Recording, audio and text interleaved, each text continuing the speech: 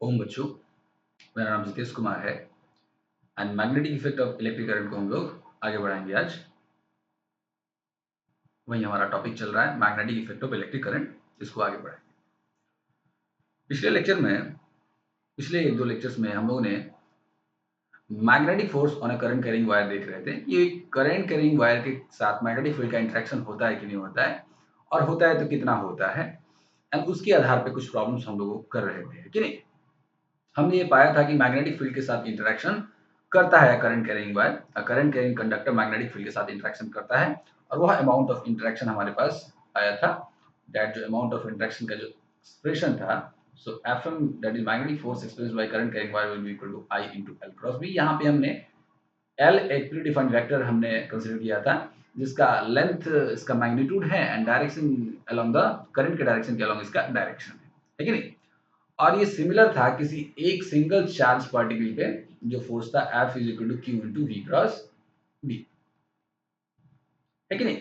और इसके आधार पे, इसी के आधार पे हम लोग न्यूमेरिकल कर रहे थे, और फिर वो ये स्ट्रेट वायर के लिए वैलिड था। और फिर बाद में हमने कहा था कि अगर स्ट्रेट वायर नहीं रहे या मैग्नेटिक फील्ड यूनिफॉर्म नहीं रहे, क्योंकि इसके साथ लिमिटेशन था स्ट्रेट वायर होना चाहिए और मैग्नेटिक फील्ड यूनिफॉर्म होना चाहिए था, तो हम लोगों ने एक इक्वेशन डेवलप किया था।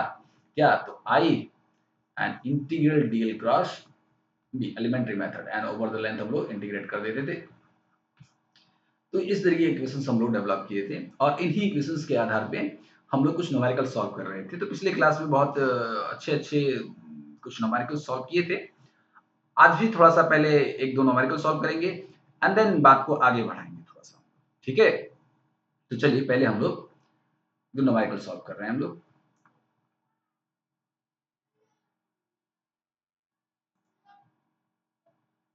यस, ये वाला एक प्रॉब्लम करते हैं हम लोग। A square of side 2 meter is placed in uniform magnetic field B 2 Tesla, uniform magnetic field of 2 Tesla in a direction x perpendicular to the plane of the square inwards. In a direction perpendicular to the plane of the square inwards. Equal currents I is equal to 3 ampere is flowing in the direction shown in the figure. Find the magnitude of the magnetic force on the loop. यहाँ पे बगल में एक figure दिया है हमें, तो इस फिगर को समझना चाहिए हमें। एक मैग्नेटिक फील्ड दिया है,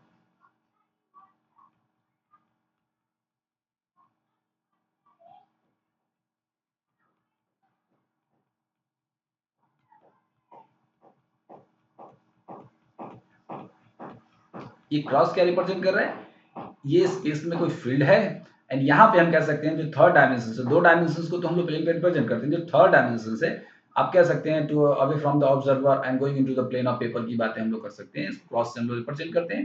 नॉर्मली ये चीजें हम लोगों ने सीखा है वेक्टर चैप्टर्स में, जो मैथमेटिकल एनालिसिस पढ़ रहे थे, जहाँ पे हम लोगों ने वेक्टर अलजेब्रा सीखा था, तो वहाँ पे इन चीजों को हम लोगों ने गौर से सीखा था बहुत डिटेल में। उन्हीं चीजों को यहाँ पे अप्लाई करें, आप चाहे तो जाके रिवाइज कर सकते हैं वहाँ पे।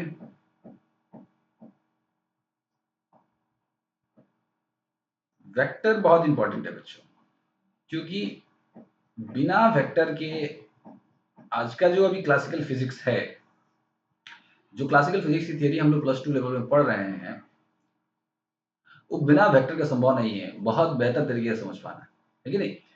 और बहुत बेहतर तरीके से, क्योंकि जिस लहजे में सारी किताब अवेलेबल है आपके पास, तो वेक्टर तो चाहिए, वेक्टर का नॉलेज चाहिए। बिना वेक्टर के नॉलेज की पॉसिबल नहीं है कि आप बहुत अच्छे से समझ जाएं, एंड न्यूमेरिकल्स भी बहुत अच्छे से, बहुत इजीली, स्मूथली सॉल्व कर ले। वेक्टर का तो नॉलेज चाहिए। जैसे आप इसी प्रॉब्लम में देखेंगे कि वेक्टर की नॉलेज हमें चाहिए, है ना। हर प्रॉब्लम में आप देख रहे हैं कि वेक्टर की नॉलेज चाहिए हमें। तो इसको नोमेनक्लेचर कर देते हैं हम लोग, ए सी डी। अब ये ए बी सी डी क्यों नहीं लिया, ए सी डी क्यों लिया, क्योंकि बी मैग्नेटिक फील्ड से कोई कंफ्यूजन ना हो जाए। सो बी तो ये मैग्नेटिक फील्ड इंडक्शन का वैल्यू है। The square of side 2 metre is placed in uniform magnetic field, है ना। और या इस प्रकार दिया है यहाँ पे। सो ये ए डी है आपका। सो आपको यहाँ पे देखना चाहिए। सो इसमें डायरेक्शन ऑफ करंट दिया है, this is the direction of current in C D, this is the direction of current in A C, this is the direction of current in A E, and this is the direction of current in ED, and this is the current direction of current in ED। अब ये पांचों arm में, अब सवाल ये है कि sir ये पांचों आर्म में करंट कहां से आ रहा है, इसका कनेक्शन कहां है। अब वो करंट कैसे डेवलप हो रहा है उसकी बात छोड़िए, है कि नहीं? वो उसका काम है, एग्जाम्पल का काम है, कैसे डेवलप किया उसने, है कि नहीं? जब आपसे डेवलप करने की बातें कहेगा, करंट इस प्रकार डेवलप कीजिए, तो चर्चा करेंगे, है कि नहीं? करंट इसमें कैसे डेवलप किया जाता है। लेकिन सवाल यहाँ डेवलप करने का नहीं है कि नहीं? वो डेवलप करके दिया है कैसे भी। एंड इन सभी आर्म्स में जो करंट है आई, मानते हैं हम लोग आई करंट है, एंड इक्वल करंट्स की बातें कर रहे हैं, that I will be equal to 3 ampere की बातें कर रहे हैं, I will be equal to 3 ampere की बातें कर रहे हैं। एंड यहाँ पे बी मैग्नेटिक फील्ड इंडक्शन का वैल्यू दिया है 2 टेस्ला दिया है ना? एंड स्क्वायर साइड अगर आप मान ले स्मॉल ए ना मान के स्मॉल आर मान ले साइड, तो स्मॉल आर का वैल्यू भी दिया है आपको 2 मीटर दिया है ना? तो ये टोटल ओवरऑल लूप में कितना फोर्स लग रहा है, कितना फोर्स एक्सपीरियंस कर रहा है। अरे पिछले सवाल से थोड़ा सा डिफरेंस है। पिछले सवाल में एक प्रॉब्लम हम लोगों ने किया था बच्चों, यहाँ पे देख लीजिए, ये भी एक लूप था, पिछले लेक्चर में किया था, ये भी एक लूप था एंड डिफरेंट आर्म्स में 4 आर्म था, इसमें करंट आई आया था और इंटर कर रहा था और फिर आई लीव कर रहा था, बी पे इंटर कर रहा है और बी पे लीव कर रहा था। तो हमने करंट को डिस्ट्रीब्यूट किया था और चारों आर्म पे कितना सेपरेटली फोर्स लग रहा था, ये बातें वो कर रहे थे, है ना? लेकिन यहाँ पे चारों आर्म पे सेपरेटली कितना फोर्स लग रहा था वो बातें यहाँ पे कर रहे थे। लेकिन हमें इस बार सेपरेट फोर्स की बातें नहीं करना है, सेपरेट फोर्स की तो बातें करेंगे लेकिन नेट फोर्स हमें निकालना है, टोटल नेट फोर्स निकालना। ठीक है, तो टोटल सभी आर्म्स में हम लोग फोर्स निकालेंगे एंड नेट उसका वेक्टर सम निकाल देंगे, वही नेट फोर्स दे देगा। तो चलिए हम लोग बात करते हैं। तो यहाँ पे जो नेट फोर्स की बातें हम लोग करेंगे नाउ, अगर मानते हैं एफ नेट की बातें करते हैं, तो कौन कौन से आर्म है, सभी आर्म ऐड कर दीजिए यहाँ पे। तो पहला आर्म तो एफ ए से सी है, एसी आर्म में जाइए, वेक्टर एसी आर्म पे कितना फोर्स लग रहा है, फिर आपको सीडी आर्म पे कितना फोर्स लग रहा है, सीडी आर्म पे कितना फोर्स लग रहा है, प्लस फिर कौन सा एडी आर्म पे कितना फोर्स लग रहा है, फिर एई आर्म पे कितना फोर्स लग रहा है, ए आर्म पे कितना फोर्स लग रहा है, एंड फिर डीई आर्म पे कितना फोर्स लग सॉरी एई आर्म पे कितना फोर्स लग रहा है, फिर ईडी आर्म पे कितना फोर्स लग रहा है। इसी का वेक्टर सम निकाल देना है। तो चलिए वैल्यू तो पुट कर देते हैं हम लोग। तो इसका सभी में करंट तो आई ही है। अब फोर्स का फॉर्मूला क्या होता है, किसी करंट कैरिंग कंडक्टर में कितना फोर्स लगता है बच्चों, सो आई इंटू एल क्रॉस बी, जहां एल उसका लेंथ वेक्टर है जिसका मैग्नीट्यूड तो लेंथ के बराबर होगा एंड डायरेक्शन करंट के बराबर होता है। आई एसी में कौन सा डायरेक्शन में करंट है, एसी, मैग्नीट्यूड के किसके बराबर है, तो एसी लेंथ के बराबर, तो एसी वेक्टर आप कह सकते हैं, तो एसी इंटू बी। अब मैग्नेटिक फील्ड तो सबका यूनिफॉर्म ही है, प्लस आई, इसमें क्या हो जाएगा, सी डी वेक्टर हो जाएगा इंटू बी, प्लस आई, इसमें क्या हो जाएगा, कौन सा vector, A D vector into and plus, यहां पे क्या हो जाएगा, आई इंटू एई वेक्टर हो जाएगा, एई वेक्टर हो जाएगा इंटू बी, प्लस आई इंटू ये क्या हो जाएगा, ईडी वेक्टर हो जाएगा, ईडी वेक्टर इंटू बी। अब ये क्रॉस प्रोडक्ट है, पांचों को सेपरेटली सिंपलीफाई कर दीजिए एंड क्योंकि जानते हैं p cross q equal to pq sin theta and theta तो सबको पता ही है कि वेक्टर एंड b के साथ सभी तो परपेंडिकुलर ही है, थीटा तो ऑल केसेस में 90 डिग्री ही होगा, है ना? एंड सारे वैल्यू पुट कीजिए आपको डायरेक्शन के साथ, सबके डायरेक्शंस के साथ, एंड आपको आंसर मिलेगा। तो अब जब मैग्नीट्यूड निकाला तो बहुत आसान है, जब डायरेक्शन के साथ जब वेक्टर एडिशन करेंगे बच्चों तो डायरेक्शन थोड़ा सा अलग अलग होगा, है कि नहीं? एक तो हालांकि आपको या तो अवे फ्रॉम द ऑब्जर्वर होगा या तो टुवर्ड्स द ऑब्जर्वर होगा, है कि नहीं? एक को प्लस और एक को माइनस लेकर सॉल्व कर सकते हैं, लेकिन उससे भी सिंपल फॉर्म में मुझे दिख रहा है, अगर आपको वेक्टर अलजेब्रा अगर थोड़ा सा पता हो, क्योंकि मुझे यहाँ पे दिख रहा है, मैं एक काम कर रहा हूँ ना, सब में से आई कॉमन ले रहा हूँ, ठीक है, आई कॉमन ले रहा हूँ, तो ठीक है, आई तो नहीं ले ही लिया। अब इस वाले में से जरा बात को समझिएगा, दिस एंड दिस, क्योंकि मुझे कुछ वेक्टर सिमेट्री दिख रहा है यहाँ पे, दिस एंड दिस में से अब देखिए तो बी को कॉमन ले रहे हैं, यहाँ पे क्या कॉमन ले रहे हैं, बी को कॉमन, या एक काम कीजिए सभी में से बी को कॉमन ले लीजिए, चलिए सभी में से बी को कॉमन ले लीजिए, तो यहाँ पे क्या बच रहा है, एसी वेक्टर बच रहा है, यहाँ पे क्या बच रहा है, सीडी वेक्टर। कॉमन लेने का मतलब नहीं बी को पहले ले सकते हैं, क्रॉस प्रोडक्ट है, cross product commutative law obey नहीं करता है, तो उसी के हिसाब से आपको चलना पड़ेगा, आखिर में क्रॉस लगाना पड़ेगा, तो A C plus C D and plus A D plus A E and plus E D and cross product B के साथ कर सकते हैं। अब जरा बात को समझना है आपको, ये AC एंड CD को जरा देखिए, AC प्लस CD, आप याद कीजिए triangle law of addition, AC plus CD will be equal to AD, तो इसको आप AD लिख सकते हैं। फिर आप इसको भी याद कीजिए, और ये AD तो है ये आपके पास, इसको भी देखिए, AE प्लस ED क्या होगा, AD होगा। A से E गया, E से D गया, तो A से D गया, द नेट रिजल्टेड है कि नहीं, वेक्टर सम।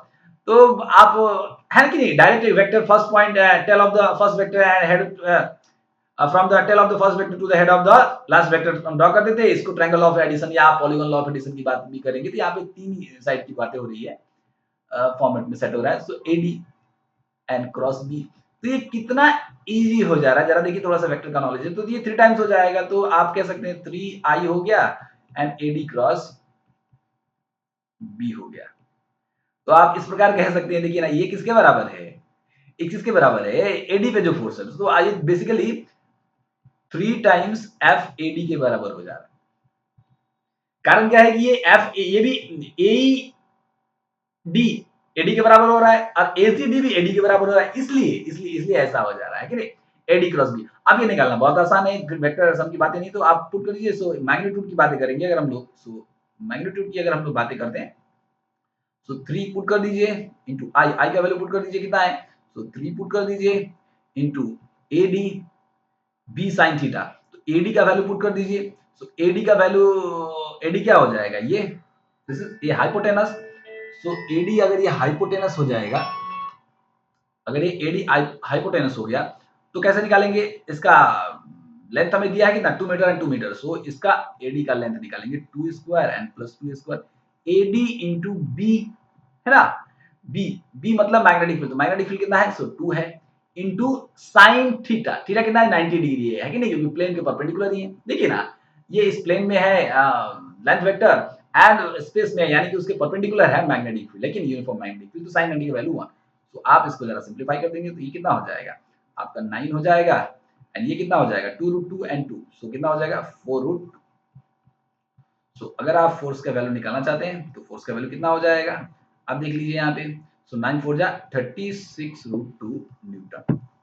एंड डायरेक्शन बताना है, तो डायरेक्शन भी बता सकते हैं, कैसे, आप एल क्रॉस बी, सो AD क्रॉस बी आप कर दीजिए, है कि नहीं। सो आप देखिए ना, ये AD होगा, ये AD होगा एंड ये B होगा, है ना, ये B है। सो AD क्रॉस बी क्लॉकवाइज आप कह सकते हैं ये डायरेक्शन हो जाएगा, ये आपका डायरेक्शन हो जाएगा, है कि नहीं, परपेंडिकुलर है तो, है कि नहीं। सो ये आपका डायरेक्शन हो जाएगा नेट फोर्स का। तो बहुत ही आसान है, बस आपको केयरफुली ये इक्वेशन को इस्तेमाल करना है, इक्वेशन को समझ समझ के अप्लाई करना है, जहां जहां वेक्टर एप्लीकेशन, वेक्टर का एप्लीकेशन आता है, वेक्टर अलजेब्रा का एप्लीकेशन आता है, वहां पे एप्लीकेशन कीजिए। अगर आप ये वेक्टर अलजेब्रा नहीं जानते थे, नहीं अगर आपको याद था या कंफर्ट नहीं फील कर रहे थे, तो यहाँ पे डायरेक्ट आप क्रॉस प्रोडक्ट का वेक्टर अलजेब्रा तो आना ही चाहिए, यहाँ पे भी क्रॉस प्रोडक्ट में तो वेक्टर अलजेब्रा आना ही चाहिए, है कि नहीं, तो वेक्टर अलजेब्रा तो आना ही चाहिए। नहीं, अगर ये लाइन नहीं समझ में आया, आपको थोड़ा सा डिफिकल्ट लग रहा है, डिफिकल्ट नहीं, कुछ भी नहीं, आपको याद होना चाहिए चीजें, तो आप प्रैक्टिस होना चाहिए, है ना। तो आप यहाँ से ही direct P Q sine theta and उसका डायरेक्शन निकालिए, एक को प्लस और एक को माइनस दे दीजिए एंड फाइनली आंसर आपको मिल जाएगा 36√2। तो अभी तक हम लोग बेसिकली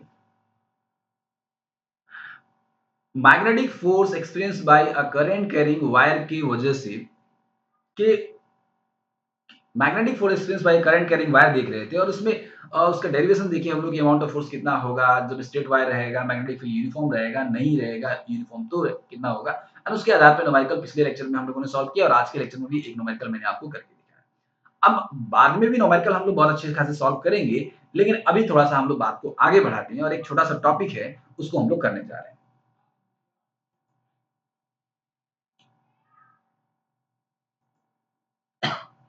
सो आज का हमारा टॉपिक हम लोग स्टार्ट करने जा रहे हैं, magnetic force and current carrying close circuit. अभी तक हम लोगों ने क्या कहा था कि एक स्ट्रेट वायर है, यानी एक आर्बिट्ररी शेप वायर है, मान लीजिए कि एक स्ट्रेट वायर है और मैग्नेटिक फील्ड में रखा गया है ना, और स्ट्रेट वायर ना होके आप कह सकते हैं कि इस आर्बिट्ररी शेप का कोई वायर है ना, और वो मैग्नेटिक फील्ड में रखा गया है, लेकिन ये सभी ओपन वायर्स थे, ओपन सर्किट थे कि नहीं।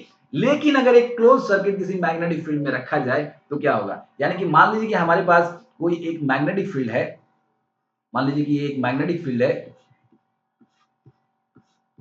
बी, और यहाँ पे कोई एक क्लोज सर्किट हम लोग लेके आए, कोई भी सर्किट कैसे भी आप मान लीजिए कि ऐसे क्लोज सर्किट लेके आए कि नहीं, करंट करे, इसमें करंट है, तो करंट कैरिंग वायर तो है, तो इंटरेक्शन होगा, लेकिन कितना इंटरेक्शन होगा इसी की बात कर रहे हैं, तो ठीक है ना, क्लोज सर्किट है, तो ये भी तो आर्बिट्ररी शेप का ही है, बस ओपन की जगह पे क्लोज्ड हो गया है कि नहीं।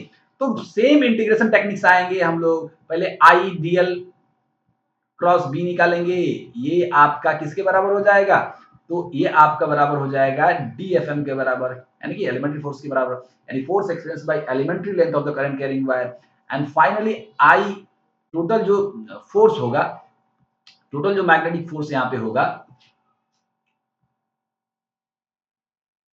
आप कह सकते हैं मैग्नेटिक फोर्स experienced by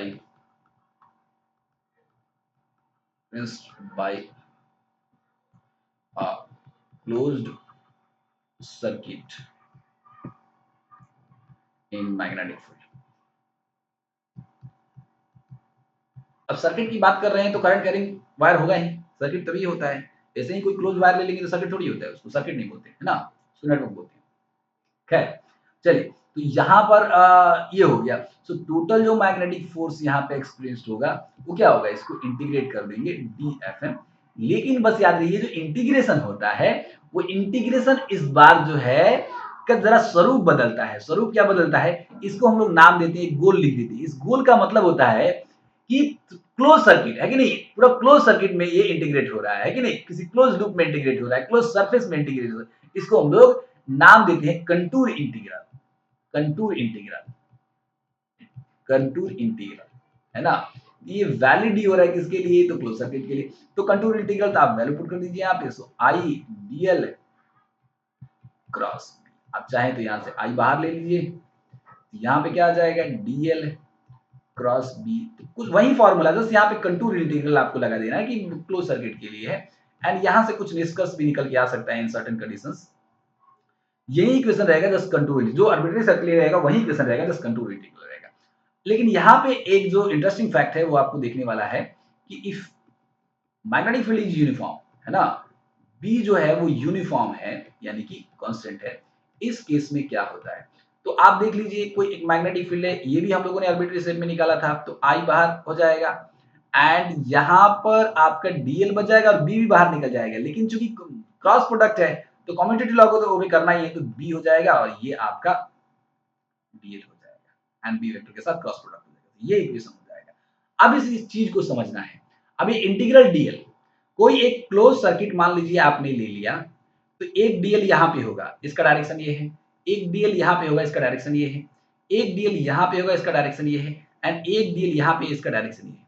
आप देखिए तो चूंकि ये क्लोज सर्किट है, हर एलिमेंट्री लेंथ का एक अपोजिट वेक्टर होगा, देखिए ना, एक नेगेटिव वेक्टर होगा, इसका अपोजिट यहाँ पे मिलेगा, क्योंकि सिमेट्रिक क्लोज लूप है तो सिमेट्रिक पॉइंट तो होगा ही सामने का, इसका इस वेक्टर का इधर होगा, यहां पे अगर कोई वेक्टर लेते हैं, यहां पे अगर कोई वेक्टर लेते हैं तो इसका आपको यहां पे मिलेगा, है कि नहीं, तो सभी का एक अपोजिट मिलेगा, और जो अपोजिट वेक्टर्स क्या करते हैं, एक दूसरे को नलीफाई करते हैं, एक दूसरे को नलीफाई करते हैं, अपोजिट वेक्टर्स एक दूसरे को नलीफाई करते हैं, है कि नहीं, तो वो अपोजिट वेक्टर क्या करेगा, एक दूसरे को नलीफाई कर देगा, तो ओवरऑल जब ये इनफाइनाइट जब आप एडिशंस लेके आएंगे तो ये क्या हो जाएगा, जीरो हो जाएगा, क्या हो जाएगा, जीरो हो जाएगा। सो ये नेट सम जीरो हो गया, और इसलिए मैग्नेटिक फोर्स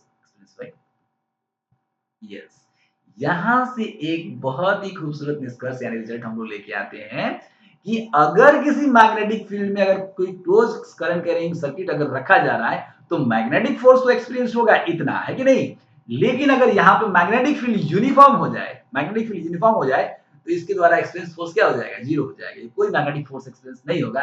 जो भी मैग्नेटिक फोर्स अगर एलिमेंट्री लेंथ पे एक्सपीरियंस हो रहा है वो नलिफाई हो रहा है, उसके अपोजिट वहां पे एग्जिस्ट कर रहा है कि नहीं, नेट जो हो रहा है वो जीरो हो रहा है, यानी कि a current carrying closed circuit placed in uniform magnetic field does not experience any force, does not experience any force।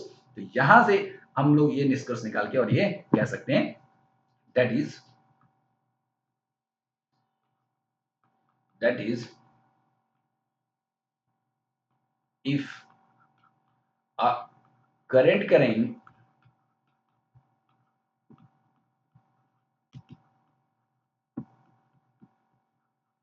closed circuit,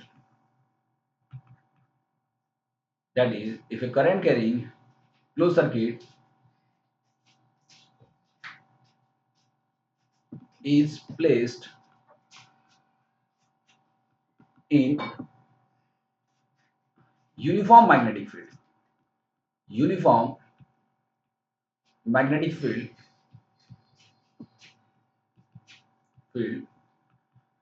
then the net force, the net force experienced by, then the net force experienced by the circuit is zero. ये बहुत important fact है जिसे हमें याद रखना है। अब इसी फैक्ट के आधार पे थोड़ा सा एक दो न्यूमेरिकल कर लेते हैं। तो आइए एक छोटा सा न्यूमेरिकल हम लोग देखते हैं यहाँ पे। AIPMT 2010 आप कह सकते हैं जो अभी नीट हो गया है, पहले all India pre medical test था, अभी जो आप समझ सकते हैं कि नीट का ही क्वेश्चन है। A square current carrying loop है, सर्किट है, is suspended in a uniform magnetic field acting in the plane of the loop.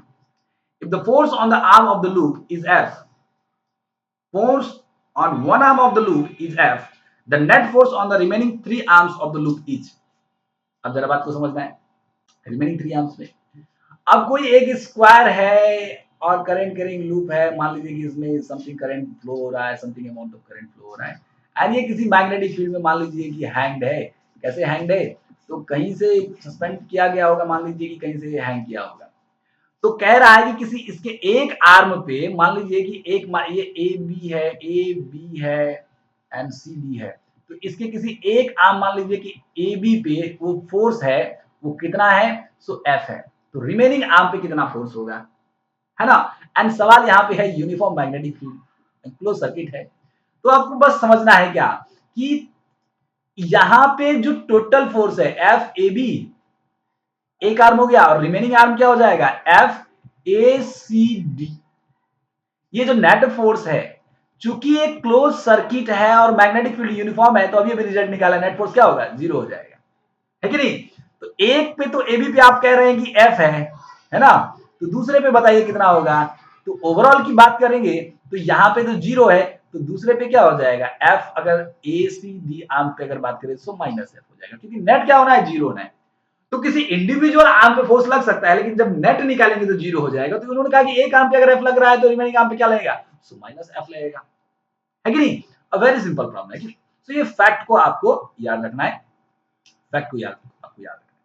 सो अभी तक बेसिकली बच्चों हम लोगों ने ये जो टॉपिक देखा है पिछले लेक्चर्स में, तो क्या देखा है? तो magnetic force experience bye current carrying wire placed in magnetic field. उसमें हम लोगों ने स्ट्रेट वायर को भी रखा, मैग्नेटिक फील्ड को यूनिफॉर्म रखा, देखा क्या होगा।